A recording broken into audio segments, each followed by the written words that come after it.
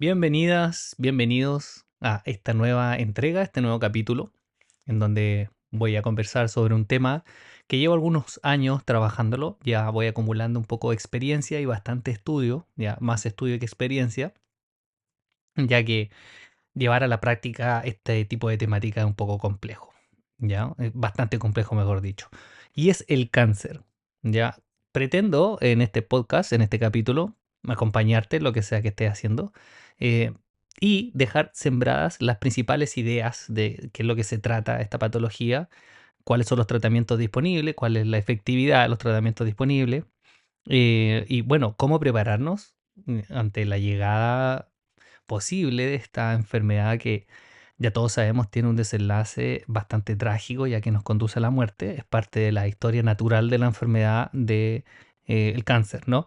Todas las enfermedades tienen un transcurso natural, ¿cierto? Algunas tienen distintos tipos de conclusiones en su patogenia, y ya es sabido que la del cáncer es el deceso del individuo que lo padece.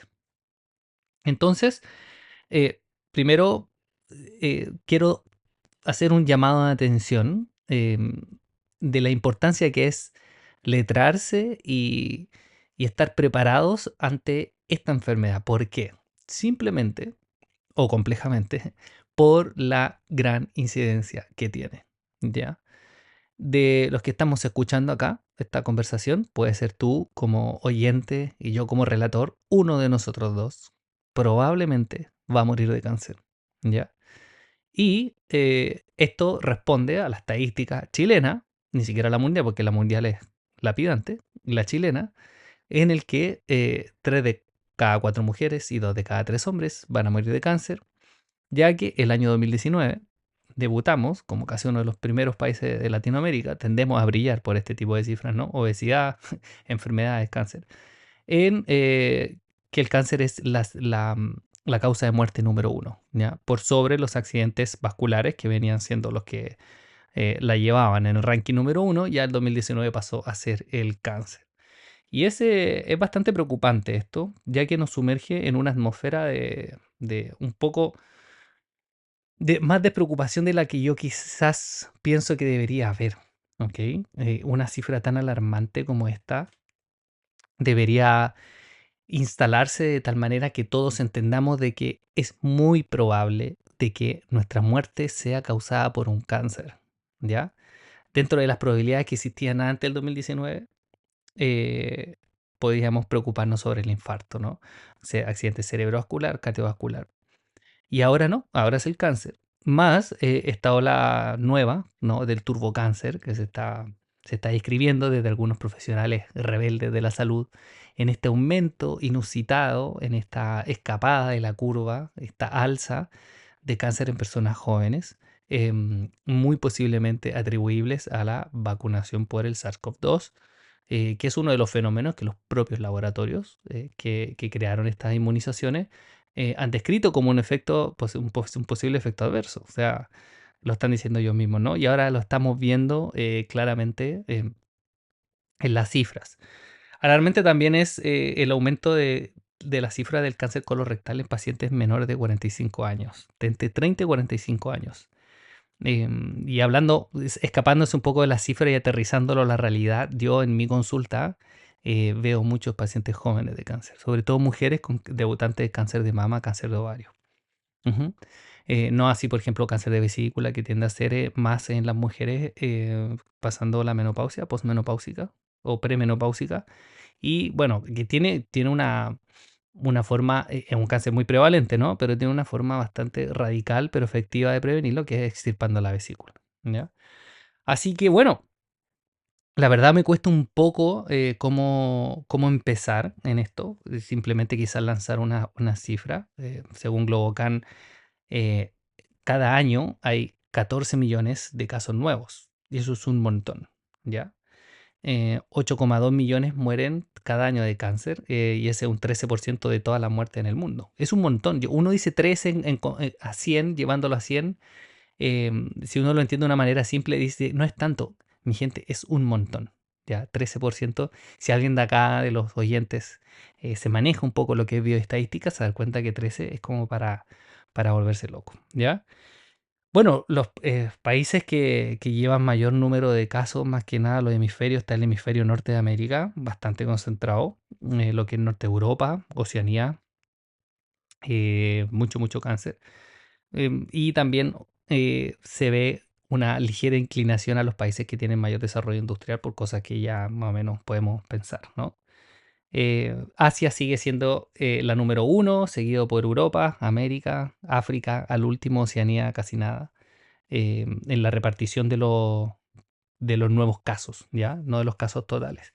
Pero miren, no sé si yo la verdad les quiero gastar mucho tiempo de su audiencia dando cifras que en realidad no nos hacen tomar la conciencia, ¿ya? Pero es como para ir haciendo un enfoque global a las personas que les gusta tener un poquito más de información. Y lo que tiene que ver con Latinoamérica, el 2020 Brasil la llevaba a México, Argentina, Colombia, Perú, Venezuela, Chile y nosotros estamos en el último lugar, pero hemos ido avanzando dramáticamente en esto. Y bueno, para el año 2030 ya se propone que va a ser la primera causa de muerte en el mundo, ¿ya? Totalmente. Así que bueno, entendiendo esta alza preocupante, vamos a revisar un poquito qué es el cáncer y cuáles son los factores que lo pueden desencadenar y que puede hacer que este aparezca en nuestras vidas y hacernos la vida un yogur, ¿no? Entender primero de que el cáncer es una enfermedad neoplásica, maligna. Ya neoplásica significa generación de nuevo tejido, em, la cual tiene a veces siempre tiene pasos previos. Y esos pasos previos muchas veces están basados e impulsados por la inflamación de bajo grado. Entonces, en este contexto, lo más probable que lo que me toque hacer es definir mejor qué es la inflamación de bajo grado, ¿ya? Para partir desde la génesis del cáncer. La inflamación de bajo grado es un tipo de respuesta mediada por patrones inflamatorios, por citoquinas proinflamatorias, las cuales se mantienen en un basal que no es suficiente para poder generar síntomas en tu cuerpo, ¿ya? ¿Y cuáles son las causas de la inflamación de bajo grado? Principalmente las vías metabólicas alteradas, el sobrepeso, las hiperglucemias, las hiperinsulinemias, ¿ya? Las disbiosis, los problemas digestivos que ya hablamos en el podcast anterior, las enfermedades víricas, las enfermedades bacterianas, no tanto, pero víricas, las infecciones que son crónicas, ¿no? Tenemos Borrelia, tenemos Lyme, tenemos citomegalovirus, Epstein-Barr, herpes virus 2 simple también. Son todas estas enfermedades víricas resistentes que se reactivan, ¿ya? También hay una gran incidencia de lo que es la enfermedad por Mo, ¿no? Mold illness, que bueno, en Chile está muy poco descrito, pero en Estados Unidos es impresionante. O sea, se celebra una semana entera, se conmemora, perdón, el Mold Illness y no sé, hay todo un sistema que funciona alrededor de la enfermedades por moho y de la prevención, perdón, de tener moho en las casas y empresas que se dedican a ver eso, porque el moho es un tema muy complicado, ¿ya? Y bueno, el síndrome de respuesta inflamatoria crónica, ¿no? El SIRS, el síndrome de activación mastocitaria, el SAM o el MCAS en inglés, también son respuestas inflamatorias crónicas, son un poco que tienen agudizaciones, ¿no? Periodos donde levantan y hacen sentir bastantes síntomas bien incómodos, pero todo lo que sea, escuchen esto, todo lo que sea un desgaste, una actividad constante en el cuerpo que hay sistemas fisiológicos que tienen que estar en una respuesta que no tiene pausa prácticamente, ¿ya? Que es la inflamación crónica de bajo grado, todo eso va a generar desgaste en algún momento de los mecanismos moleculares que están encargados de hacerlo, ¿ya? Esto es muy simple de entenderlo si hacemos un ejemplo de, por ejemplo, dos vehículos del mismo año. Uno lo compra un taxista, otro lo compra una señora de 75 años jubilada, em, y volvemos a tomar esos vehículos en 5 años más y compararlos, cómo están. Ya vamos a imaginarnos cómo va a estar el taxista. Probablemente el taxista tuvo que hacerle muchos cambios de pieza, muchos cambios de aceite, y la señora no, porque le sacó mucho menos kilometraje. Entonces, hagámonos una idea como que nosotros tenemos un kilometraje de fábrica, ¿ya?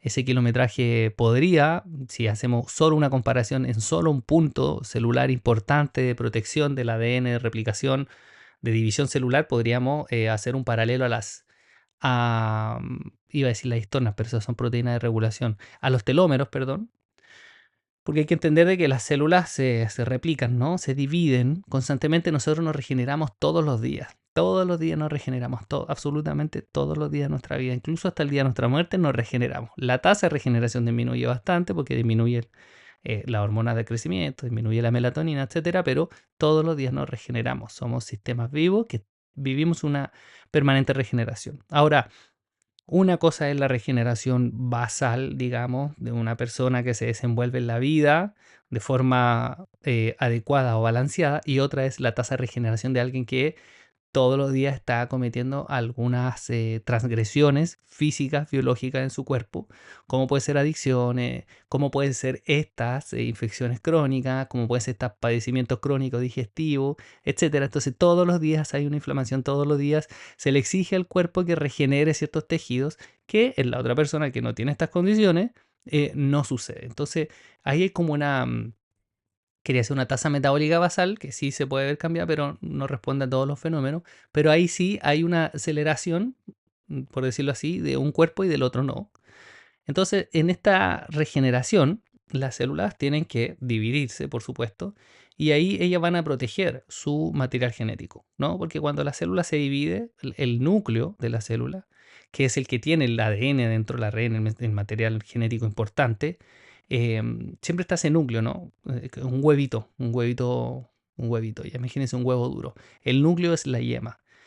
Y esa yema siempre está porque en la célula suceden muchas cosas. En el citosol, en el citoplasma de la célula, que es la clara del huevo, ahí es una verdadera fábrica y suceden muchas cosas. Y el ambiente puede ser ácido, puede ser dañino, porque las fábricas ya sabemos que emiten gases, emiten contaminantes, emiten distintas cosas. Entonces imagínense que dentro de la célula pasa algo más o menos similar. Todo viaja un poco cuidadito en vesícula de transporte especializada, todo se cuida mucho, funciona muy bien, muy perfecto, pero de todas maneras el ADN, como es el libro de instrucciones que le va a decir absolutamente a todas las células de nuestro cuerpo qué hacer, ese libro, esas instrucciones tienen que protegerse mucho, ¿ok? Porque si yo tengo un manual de instrucciones para armar, no sé, un Lego complejo o un automóvil, por ejemplo, y alguien arranca una hoja o me borra una frase que era fundamental que me decía, por ejemplo, que el tornillo 4 iba en el agujero 5 y me borran eso porque si a alguien se le dio vuelta al café, porque alguien borró, no sé, con una goma que rompió la hoja, yo ya no voy a saber dónde iba el tornillo 4 en el 5. Y puedo tener todo el auto perfectamente armado, pero si no sé dónde va ese tornillo y no lo pongo, es probable que el auto o no arranque o es probablemente que el auto se me desarme a los 100 metros o a los 10 kilómetros o a los 20 años de usarlo. No lo sabemos, porque el código genético es tan infinitamente complejo que hay genes que van a alterar definitivamente la estructura celular de las células de la progenie, ¿no? Cuando se divida, y que la van a alterar tanto que esta célula no sea viable, ¿cierto? Y que muera o que no muera, que es lo que pasa en el cáncer. O puede que simplemente sea un daño menor que va a alterar algunas funciones metabólicas y vamos a tener quizás por ahí algún otro detallito. Entonces, eh, la genética, el genoma, está todo revuelto, ¿ya? Y hay proteínas especiales que se encargan de desacoplar ciertas hojas, ¿no? Para que nosotros la vayamos leyendo en la medida que esto corresponde. Pero la idea es que quiero que entiendan que ese material genético lo vamos a cuidar bastante. La célula lo preserva así, pero muy bien. Pero cuando la célula se va a dividir para regenerarnos, porque nos rompimos, por ejemplo, la piel, porque nos rompimos el intestino, porque nos rompimos un hueso, porque nos rompimos un músculo, lo que sea que hayamos roto, que requiera regeneración, la célula necesita condensar este ADN que está suelto, necesita empacarlo, apretar, porque, ok, nos vamos a cambiar. Tú te cambias de casa, tienes que hacer maletas, ¿no? Entonces, toda la ropa de tu closet, toda esa información de tu ropa la vas a meter en una maleta. Entonces, la metemos en maletas que se llaman cromosomas y el núcleo se va a disolver. Obviamente se tiene que disolver porque de ahí tengo que sacar dos células iguales. Esto se hacen copias exactamente iguales. Una célula se divide en dos células iguales, ¿ya?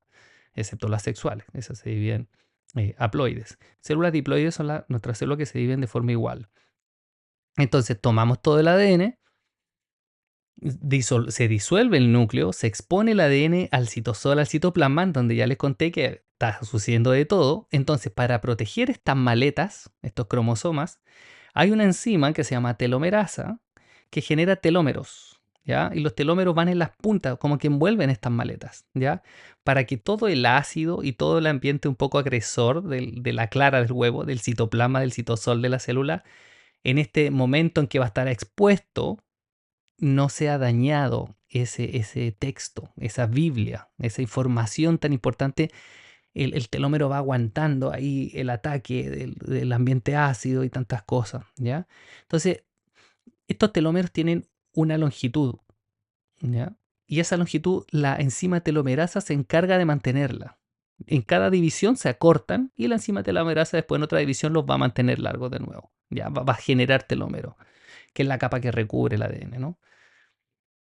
Sucede que la actividad de esta enzima es limitada. Tenemos un kilometraje de nacimiento de telomerasa cuando nacemos. ¿Ok? Te voy a otorgar tanta telomerasa. ¿Ok? De hecho, hay muchas investigaciones muy importantes sobre, no sé, el receptor de la rapamicina, sobre la ruta del AMP cíclico, sobre la sirtuina y distintas vías que pueden activar y mejorar la actividad también de las telomerasas, ¿ya? Entonces, mientras más se divida una célula, más telomerasa vamos a usar y la telomerasa está determinada desde que nacemos, entonces la vamos a ir utilizando, utilizando, utilizando hasta que va a llegar un momento en donde esta telomerasa se va a agotar, no va a poder hacer tanto telómero, por lo tanto cuando la célula se divida, porque me estoy haciendo esa herida por décima, por enésima vez, se divida, entonces puede que el ADN quede expuesto, ¿ya? Y eso lo va a dañar. Y el daño en el ADN, que este es solo un mecanismo, hay muchos, ¿ya? El daño en el ADN va a ser que una de las proteínas o más, que cuando yo arme esto, ¿no? Después la célula va a querer leer, va a querer armarse, em, se va a equivocar, va a haber un error, ¿ya? Y ese error hace que la célula sea aberrante, que no sea igual que todas las células de nuestro cuerpo, ¿ya?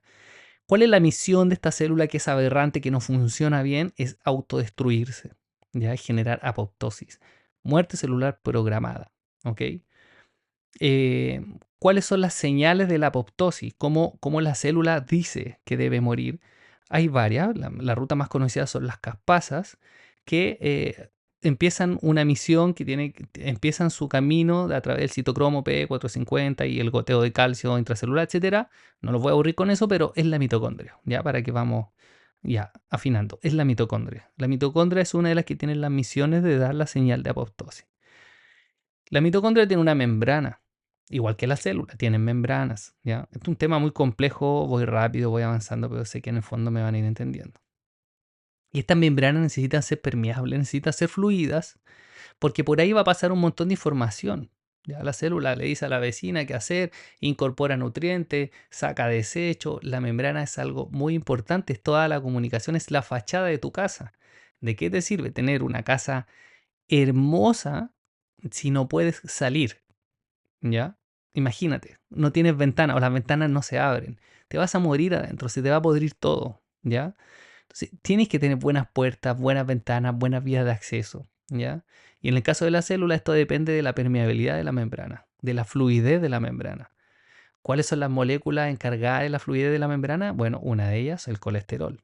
Y los lípidos membrana, ¿cierto? La fosfatilcolina, que se puede aportar, ¿no?, a los lípidos de membrana a través de la fosfatilcolina, la fosfatilserina, etcétera. Son fosfolípidos. Em, entonces, una buena membrana celular también es una buena membrana mitocondrial. Y una buena membrana mitocondrial es una membrana que permite salir y entrar señales. Entonces, la célula ahí puede decir, hey, ¿sabes qué? O sea, la mitocondria puede decir, ¿sabes qué, celulita? Estás bien falladita, nosotras estamos mal hechas también, las mitocondrias también se replican. Y necesitamos morir porque representamos un peligro para nuestro dueño.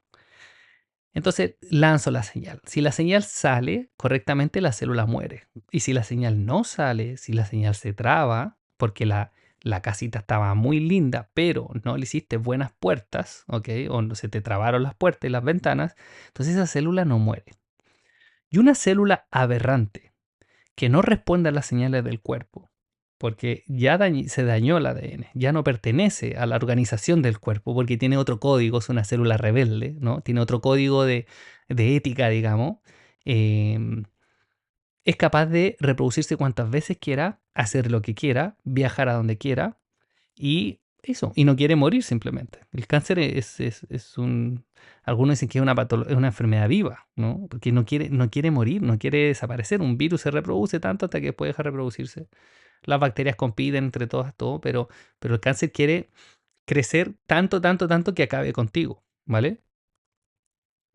Entonces, ahí tenemos ya los primeros problemas a nivel celular, que a mí me gusta mucho explicar y que nos vaya quedando claro cuáles son los mecanismos celulares, porque es mi pasión la célula y eh, me gusta enfocar en mi información en cuanto a eso, porque así partimos desde lo más pequeño, pero desde lo más importante, que es la célula.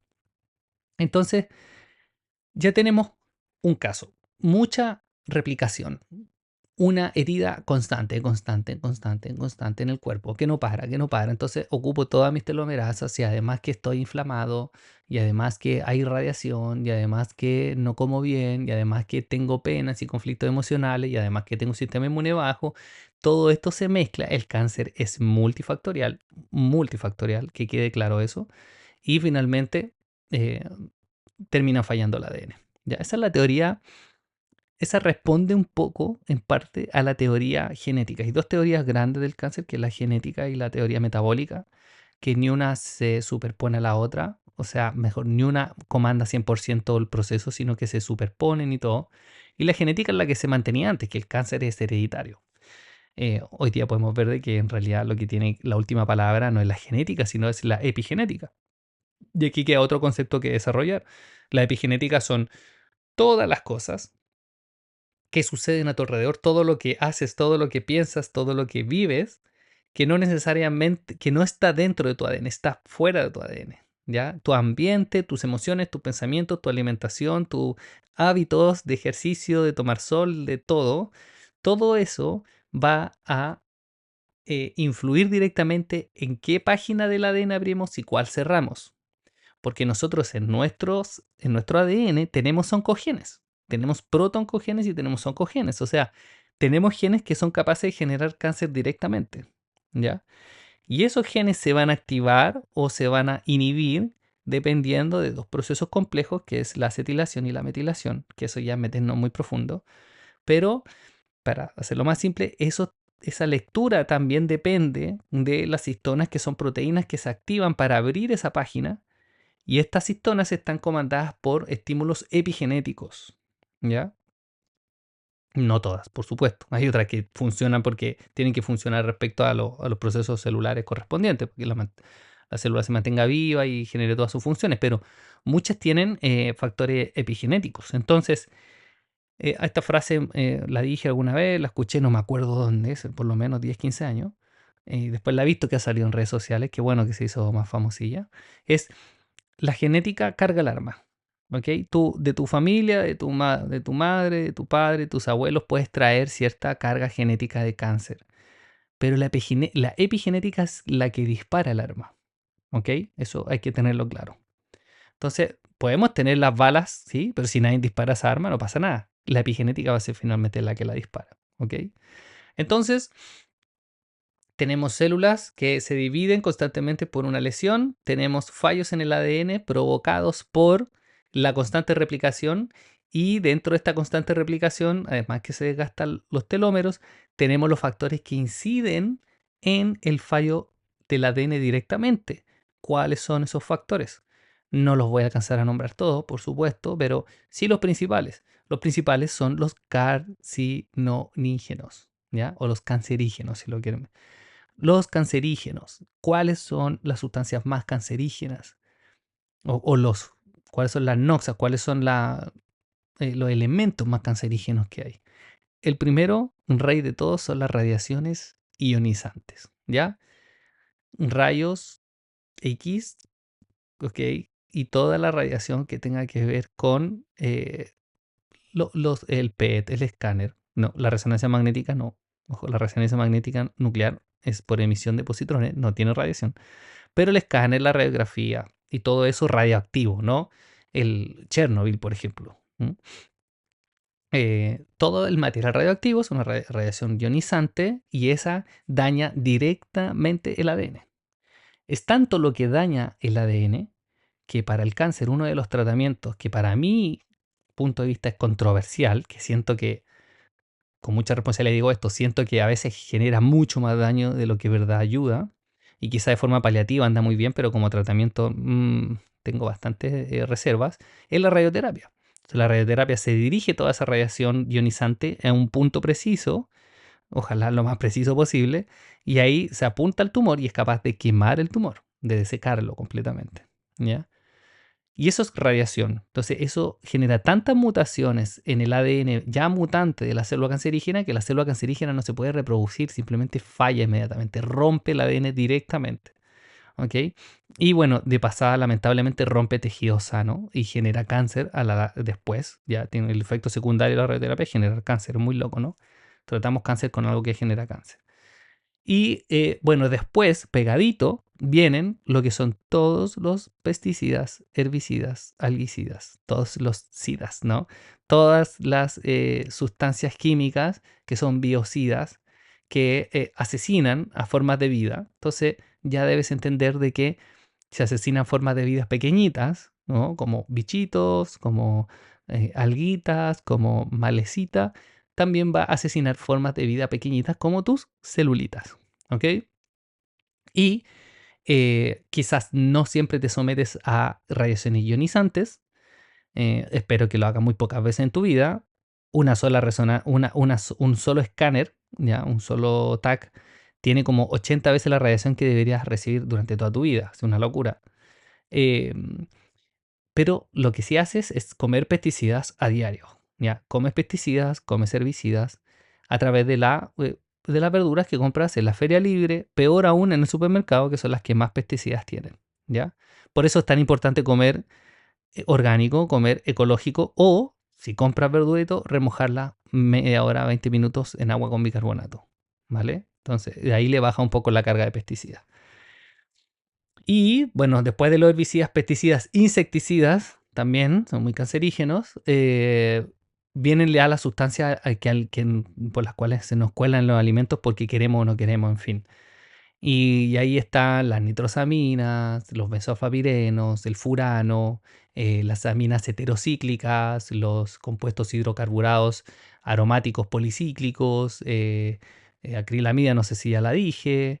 Y es todo lo que se produce al tostar, calentar por sobre 100 grados cualquier alimento orgánico. ¿Ya? ¿Cuál es el alimento rey de las aminas heterocíclicas y de compuestos cancerígenos? Es la carne asada, ¿ya? No la carne en sí. Si la haces al agua, no hay nada. El hecho de asar la carne, el contacto del fuego con la carne, produce sustancias cancerígenas, ¿vale? Cualquier materia vegetal o animal que se combustione directamente a altas temperaturas va a producir estas sustancias que interfieren en la replicación del ADN y lo dañan. Es cierto que el cuerpo tiene una capacidad de reparar el ADN.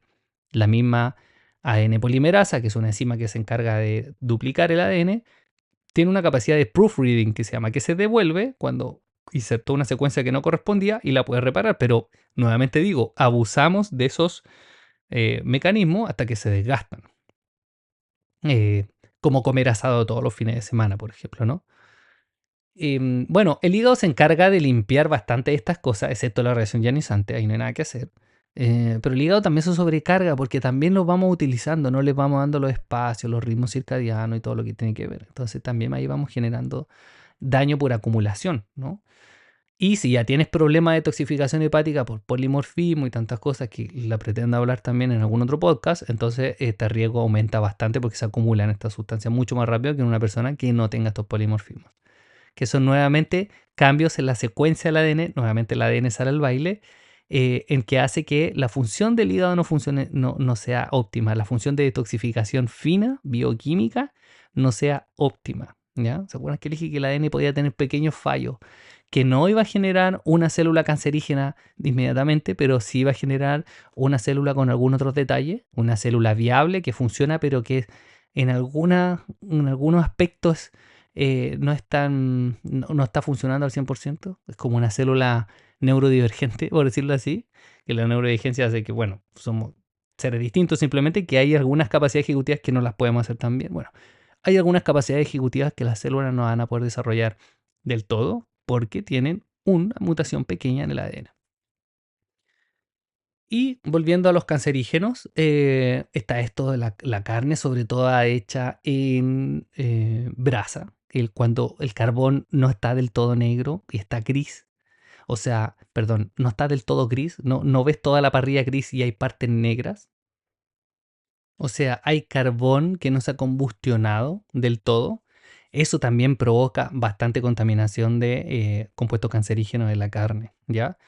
Y bueno, no se sientan a salvo los que no comen carne asada, los vegetarianos, porque eh, el pan tostado, esa parte tan rica del pan, ese efecto Maillard, ¿no? Que se produce cuando uno saltea alimentos, cuando uno tosta el pan, tiene furano, y el furano también es altamente cancerígeno. El tabaco, por supuesto, de por sí estar quemando esas hojas, transformándola en humo, siendo que el cuerpo nunca jamás en la vida ha hecho para respirar humo, se ha hecho para eso. Em, y todo lo que es saltear, freír, todo eso, ¿ya? Entonces, si sienten que tienen alguna genética un poco cargada y no quieren forzar la epigenética, si sienten que su hígado no está del todo óptimo, si no le dan los tiempos necesarios, circadianos para que él desintoxique, si sienten que tiene polimorfismo o confirmaron si tienen polimorfismos, como en mi caso, por ejemplo, que me hice los estudios completos y tengo bastantes polimorfismos, entonces no salten, no frían, no tuesten nada, ¿ya? O háganlo poco. Yo he bajado bastante la carga de esas cosas, la verdad. Em, no sé si me va a dar o no me va a dar cáncer. Ya la verdad, a cómo está la estadística hoy día y mi propio caso, puede que sí, hay siempre posibilidades, pero trato de llevarla al mínimo simplemente, sin volverme loco también y caer en la rigidez, porque ese es otro tema que también, por otro lado, te puede salir tiro por la culata, ¿vale? Entonces, ¿qué hago yo hace mucho tiempo? O sea, no salteo. Lo hago todo en agua y queda igual de rico, ¿ya? Solo hay una textura que está ausente, que es el efecto Maillard, el grill, ¿no? Pero bueno, pasamos ya por radiaciones ionizantes, por pesticidas, herbicidas, insecticidas, algicidas, etcétera. Luego están las cosas alimentarias. Pegadito a esto y con gran potencial cancerígeno están los edulcorantes, excepto la stevia natural, ¿no? Bajamente procesada, pero todo lo que son edulcorantes.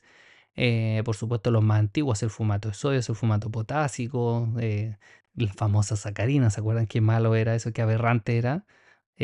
Sucralosa, y bueno, la tartracina, el amarillo, crepúsculo, el azul brillante, el rojo alura, todo, obviamente todos esos compuestos son cancerígenos. Los disruptores endocrinos, que también a ver si hago un podcast específico de eso, un capítulo, que son todas las sustancias químicas que están en las cremas, perfumes, perdón, cremas, perfumes, champú y todo lo que venga de la industria, todas esas marcas tan bonitas, tan brillantes que prometen tantas cosas, todas las marcas antiedad, esto lo he hablado ampliamente en mi Instagram. Todo eso es cancerígeno. No, hay más de 50 marcas de bloqueadores solares con alerta por gran potencial de carcinogenosidad. Bueno, esa palabra ya la entienden por el uso de bencenos, el alcohol. El alcohol es intrínsecamente cancerígeno, sí lo es, ¿ya? Y así muchas cosas, ¿vale? Incluir también una dimensión no menos importante que tiene que ver con la emocionalidad de la persona. Por ahí el doctor Hammer, que fue desaforado de los médicos alemanes por una contribución que en su momento estipularon que era muy poco científica, pero que no sé si se ha acumulado evidencia, pero sí he podido ver algunos casos bastante interesantes de remisión, trabajándolas con los conflictos biológicos. Y muchos de esos conflictos biológicos tienen que ver con una emoción reprimida. Es lo que me ha tocado ver en consulta también personas que no acumulaban tantos factores de riesgo, pero sí tenían emociones que no estaban resueltas y que eran permanentes. Una emoción que nosotros no sacamos y no la trabajamos como corresponde, asesorado de forma profesional, por profesionales de salud mental adecuados a nuestro caso, a nuestras creencias. Una emoción también genera una disrupción energética profunda, constante, ¿ya? Así como el daño constante, una noxa, un virus, una bacteria, un hongo, un patógeno, un parásito, una lesión constante, disrupción de las hormonas constante, todo lo que sea constantemente lesivo va a terminar gatillando nuestros mecanismos erróneos de reparación, ya se los comenté, estoy repasando, pero también una emoción, ¿ya? O dos emociones. En un mundo eh, emocional es muy complejo y es necesario trabajarlo dedicadamente. Y es algo que a mis pacientes oncológicos los mando, pero de cabeza. Casi que les digo que es lo número uno, ¿ya? Eso lo voy a hablar en el próximo capítulo, de lo que tiene que ver con la intervención integrativa del cáncer y todo eso, pero ahora más que nada estaba hablando en este capítulo quiero concentrarme a hablar de los temas generales como mecanismos celulares que ya se los tiré de una pasada muy rápido, espero lo hayan entendido al menos los principales. Y bueno, también quiero dejar un poco claro antes de ir cerrando lo que tiene que ver con el desarrollo en sí, el alimento de las células tumorales. Bueno, supongamos que ya pasó todo lo malo que tenía que pasar, sucedió, tenemos un tumor pequeño creciendo ahí, no tenemos idea que existe, pero está ahí alimentándose. Este tumor es compuesto de células aberrantes que no le hacen caso a nadie. Necesita como primera cosa generar una casita, un lugar en nuestro cuerpo. Necesita perforar un tejido para alojarse ahí. Eh, esto lo va a hacer mediado por dos enzimas, principalmente la colagenasa y la hialuronidasa, que son dos enzimas que degradan, adivinen, el colágeno y el ácido hialurónico, para poder penetrar nuestra matriz extracelular y hacer una casita, afirmarse ahí. Entonces, desde aquí entendemos la importancia que es consolidar el tejido conjuntivo de una persona con cáncer o promover que tenga siempre una buena salud el tejido conjuntivo, porque esto le va a dificultar al tumor poder penetrar ese espacio, ¿ya?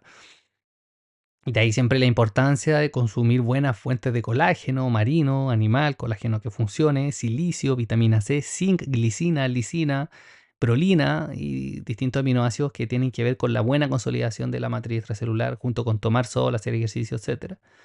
Y bueno, una vez que el cáncer empieza a emitir estas dos enzimas, empieza a degradar este tejido y se aloja ahí, pero aún está a merced del sistema inmunológico que puede ir pasando por ahí y dice, wow, ¿qué hace esto acá? Y lo va a fagocitar, se lo va a comer. El sistema inmunológico es el gran guardián. O sea, una de los puntos que tienen que fallar dramáticamente para que exista el desarrollo de una enfermedad tumoral es el sistema inmunológico, ¿ya? Una vez que pasó la valla al sistema inmunológico, un tumor puede hacer fiesta. Entonces, aún está a la merced, hizo una casita, pero aún hay torrente sanguíneo que pasa por ahí. Y el tumor se va a defender generando un ambiente ácido, muy rico en ácido en lactato, que luego es ácido láctico, porque en ese ambiente el sistema inmune no... los macrófagos sobre todo no van a poder interiorizarse tanto hasta llegar a poder fagocitar, comerse alguna célula tumoral. ¿Y por qué el tumor? Uno se pregunta, ¿cómo genera este lactato? ¿Cómo hace ácido el ambiente? Bueno, aquí es donde hay que entender la teoría metabólica de hieno, que la escribió el gran Otto Warburg, en el efecto Warburg, que ha sido tremendamente tergiversado por un montón de terapeutas que dicen que hay que comer alcalino, que la acidez y todo, porque la célula produce este ambiente, pero no, la verdad que eso está desvirtuado, no está utilizado. Como la prensa cuando hace una entrevista muy amplia y solo sacan una frase, la más controversial, te la sacan de contexto. Ahí lo voy a explicar. La célula cancerígena principalmente tiene una falla profunda en la mitocondria. Ya lo mencioné antes. Mitocondrias que existen en muy bajo número, no existen o están aberrantes. Eh, abro paréntesis, de ahí la importancia de cuidar nuestra salud mitocondrial si no queremos cáncer. Cierro paréntesis. Entonces, al no haber mitocondria, la célula cancerígena no puede obtener energía a través de la fosforilación oxidativa, que es el proceso que se lleva a cabo dentro de la mitocondria que nos puede dar eh, algo así, 32 ATP, 38 ATP por ciclo. ATP es la moneda energética del cuerpo, ya, es la molécula que da energía. Entonces la célula, como no tiene mitocondrias, va a hacer lo que se llama la glucólisis citoplasmática. O sea, no va a utilizar mitocondrias como todas nuestras células, sino que va a desarmar la glucosa directamente a partir del piruvato en el citoplasma. Es la clarita del huevo. Y este proceso es muy poco eficiente. No utiliza oxígeno, ¿ya? Porque la célula tumoral es hipóxica. eh, una baja presión parcial de oxígeno en los tejidos del cuerpo, una baja oxigenación de tejidos en el cuerpo, es un promotor para el desarrollo de células tumorales. Abro paréntesis. Aquí la importancia de tener una buena entrega de oxígeno en los tejidos a través de la hemoglobina, a través de la ferritina, a través de la saturación de hierro, a través de todos esos mecanismos que tienen que ver con el transporte de oxígeno. Eh, y por eso no hay que normalizar jamás la anemia, nunca. Cierro paréntesis. Entonces, en este movimiento en el que la célula no puede, porque la mitocondria utiliza oxígeno, ¿ya? Fosforilación oxidativa, ¿ya? Desoxida, oxida el ADP, en ATP, etc. Y va a digerir la glucosa directamente en el citoplasma. Glucólisis anaeróbica, sin oxígeno. Y esto produce que uno de los metabolitos de desecho o secundario es el lactato, que es ácido, ¿ya?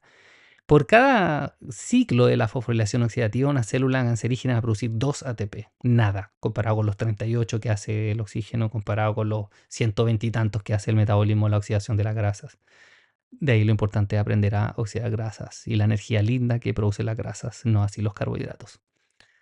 Voy abriendo mucho estos paréntesis ahí para que le vayan cayendo esas ideas, esas semillas, ¿no? Se vayan insertando. Entonces, esto va a generar un microambiente tumoral ácido, ¿ya? Y bueno, ya se protegió con ácido, ya no puede llegar del todo al sistema inmune y ahora necesita generar su propia red vascular. El tumor necesita alimentarse y hace una red vascular que es bastante aberrante, errónea, a través de factores que se producen para generar vasculatura. O sea, necesita venas, necesita llevar sangre para él, para seguir alimentándose. Y como esta red es tan mala, no llega sangre a todos lados, porque son venitas que él hizo. ¿Ok?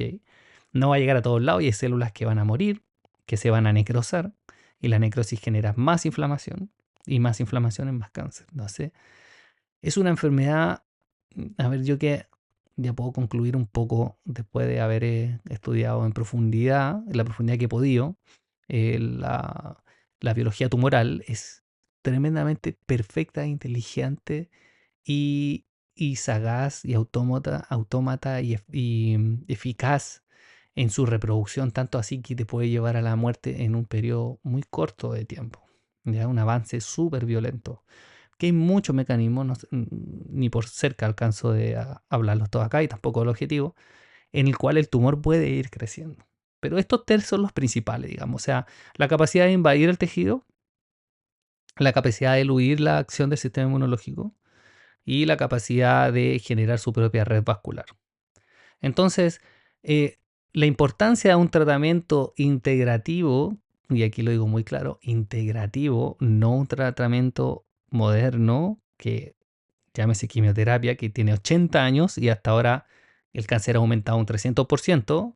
La quimioterapia no ha tenido absolutamente ningún éxito durante los años para erradicar el cáncer. Y esto no es una frase controversial, ni rebelde, ni nada. Pregúntelo a su oncólogo. La quimioterapia no tiene éxito. ¿Ok? Es una medida paliativa, es lo que se puede hacer, es lo que hay, no hay nada mejor. Y en general la combinación con cirugía y radioterapia sí mejora bastante y puede generar ciertas resoluciones que de no tratarse el origen, que esto es lo que no se hace de forma moderna alópata, de no tratarse el origen, esto tiene recidiva y el cáncer vuelve. ¿Ya? Pero es cirugía principalmente. Que también tienes, por supuesto, bastante riesgo y todo.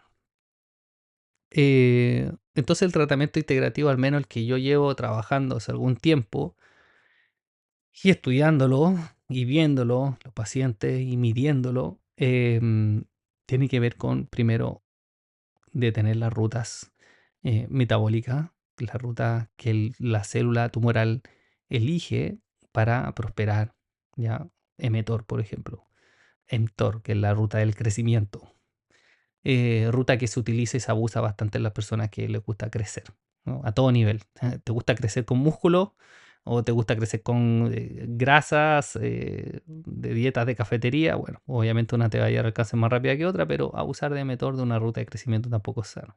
Romper el equilibrio del cuerpo nunca, nunca es sano. Y eso tiene que quedarnos clarísimo. Entonces, bueno, eso, lo primero de forma integrativa es detener y generar todas las acciones necesarias para limitar el crecimiento tumoral. Y estas acciones no se contraponen y son coadyuvantes, caminan de la mano junto con los tratamientos tradicionales como la quimioterapia. Ojalá la radioterapia no, pero si la instalan, bueno, la cirugía hay que preparar antes al paciente, pero bueno, si entra la cirugía no alcanzamos a prepararlo, ya está. Eh, y bueno, inmunoterapia también que anda por ahí, la inmunoterapia dirigida y hay varias cosas, ¿ya? El tema es que la medicina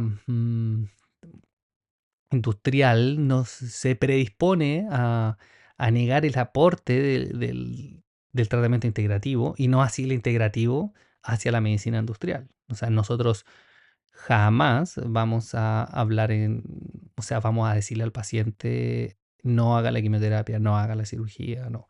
Al contrario, uno dice, sí, bueno, si tu oncólogo lo propone, perfecto, nosotros vamos a generar acciones que potencien, ojo aquí, que potencien el tratamiento que te están haciendo de forma tradicional, digamos, para que tengamos una mayor chance de éxito. Pero eso tiene que ver con el tratamiento.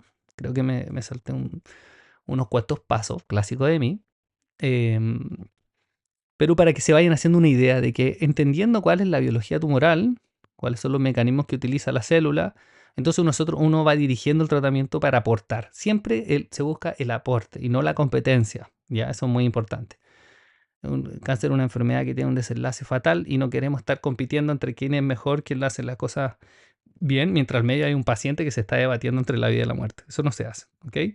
Y aquí me faltó un tema más importante y con esto pretendo cerrar al menos este primer capítulo que tiene que ver con las nociones generales del crecimiento neoplásico maligno. Es el alimento que utiliza el tumor. Como yo les dije, este tumor no respira, no oxida oxígeno, no oxida ATP, perdón, ADP en ATP, no fosforila, entonces requiere utilizar solo glucosa como sustrato, glucólisis anaeróbica, ya de la glucosa va a obtener el piruvato y se va a ir por la vía del lactato, que es anaeróbica, que produce muy poco ATP, y como produce tan poco ATP, como es tan ineficiente desde el punto de vista energético la célula tumoral, 2 ATP por ciclo, imagínense lo que es, no es nada, necesita hacerlo mucho, necesita hacerlo muy rápido de forma exacerbada para poder atender y dar soporte a las propias demandas energéticas de ella, que eso es una célula con una gran demanda energética porque hace lo que quiere, está rebelde, está creciendo, el cuerpo le dice para, no tiene mecanismo de parar nada, ¿ya?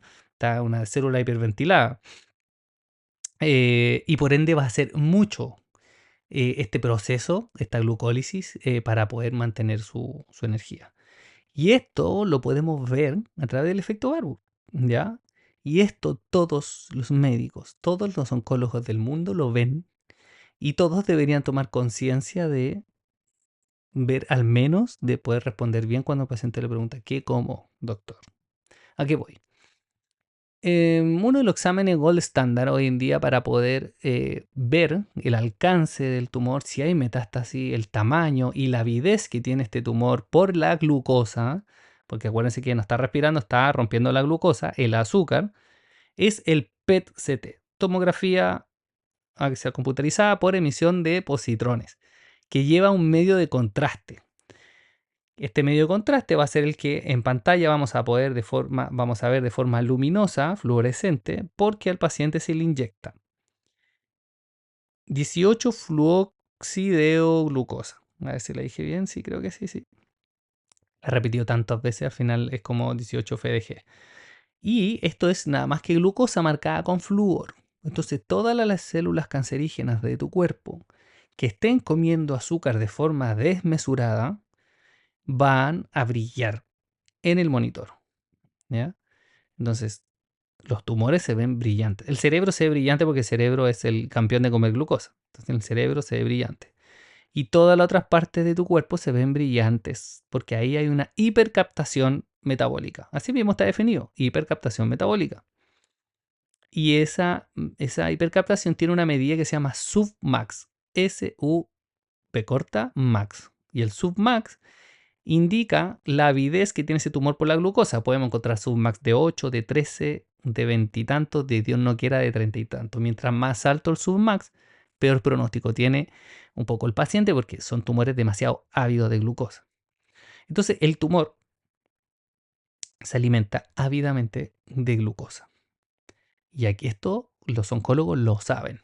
Lo tienen en la mano, tienen el PET en la mano, saben cuál es el principio. Y cuando el paciente le pregunta, doctor, ¿qué puedo comer? No coma de todo. Sí, sí puedo comer azúcar. Lo he escuchado hasta el cansancio. De hecho, eh, a los pacientes les digo, mire, ¿sabe qué? No hablemos de esas cosas. Mejor muéstreme los exámenes, trabajemos de aquí en adelante con mi equipo, con los médicos, nutricionistas, etcétera, y veamos cómo vamos avanzando. Pero ya me hace un poco mal escuchar estas recomendaciones tan eh, indiscriminadas. Entonces ahí entendemos que el tumor come glucosa. Si el tumor come azúcar, lo más lógico, obvio, biológicamente plausible, es que el paciente no puede consumir azúcar o debería bajar de forma muy importante los carbohidratos, ¿ya? Porque los carbohidratos, arroz, papa, fideo, maíz, incluyendo las famosas legumbres, ¿no?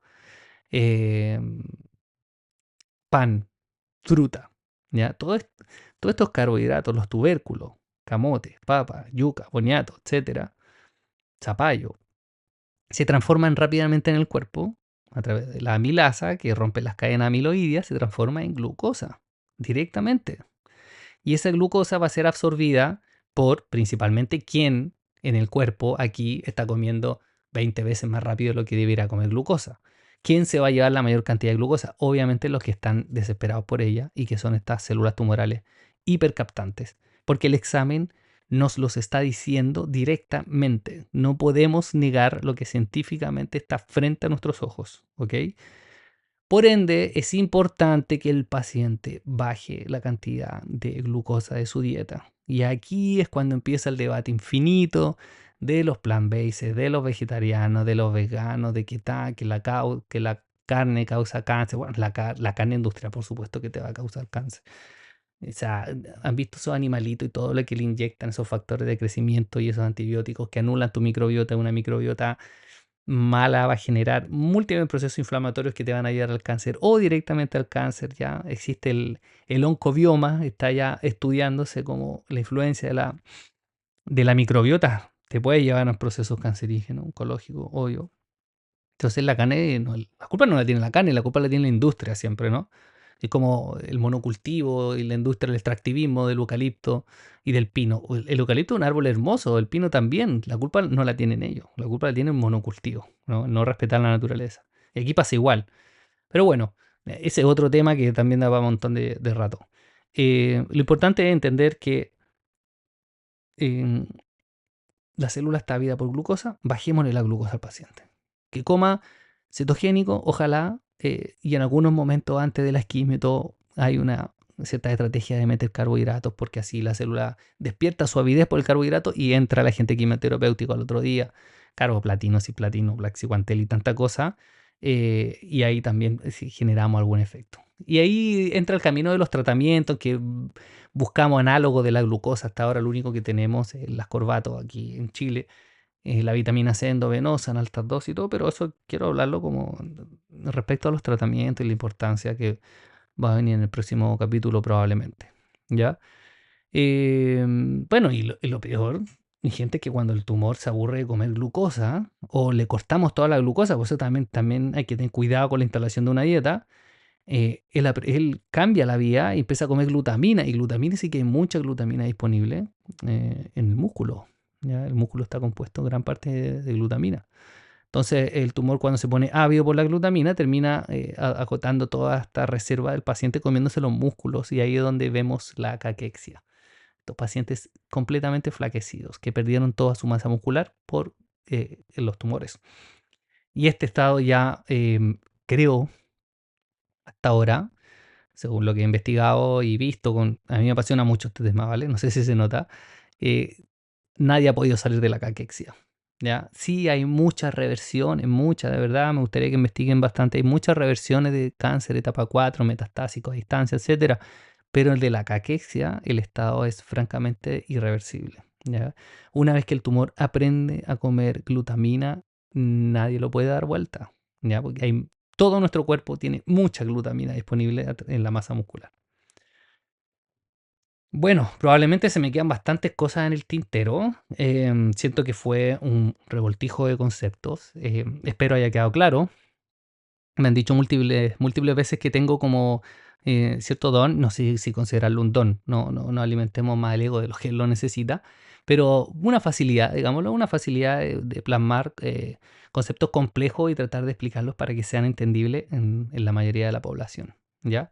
Así que bueno, ahí ya tienen como una idea de por qué nacen estas células tumorales por uso y abuso y problemas en la replicación del ADN por mecanismos directamente que lo dañan o que abusamos de la replicación, más conflictos biológicos, emocionales, y me falta hablar de muchas cosas más que tienen que ver con el ambiente, la polución, la contaminación electromagnética, las radiaciones no ionizantes, que eso sí que tengo anotado aquí en la pizarra detrás mío, hacer un podcast, un capítulo completo de IMF, ¿no? El campo electromagnético y todo. Entonces hay múltiples vías, hay tantas vías de generar cáncer que por eso hay mucho cáncer hoy en día. Ya, mucho. O sea, la tasa se ha disparado un 300% desde 1980. 300%. O sea, ha sido eh, brutal el avance. Y cáncer infantil y cáncer en personas jóvenes, ¿ya? Así que cuídense al menos de los factores que le alcancé a mencionar. Lo principal, a ver si quieren sacar algo limpio. Cuidarse de esos factores que son francamente directamente cancerígenos. Y bueno, después vamos a hablar de la vitamina D, del sol, del ejercicio, del grounding y tantas intervenciones que son realmente poderosas, ¿no? Para evitar y para tratar el cáncer. Y muchas son gratis, ojo. Otras son bastante costosas. Bueno, espero lo hayan disfrutado, los haya acompañado en algún camino, hayan entendido algo y espero que a la espera del próximo capítulo donde voy a seguir hablando de esta patología que me apasiona tanto y que realmente tengo un deseo sincero que desaparezca, ya que es tan brutal, es tan golpeante para el paciente y para la familia que de verdad sería hermoso y pretendo establecer varios rezos al respecto, que ya lo he hecho, tengo un camino de rezo bien sostenido de que desaparecer, erradicar esta enfermedad tan triste del mundo.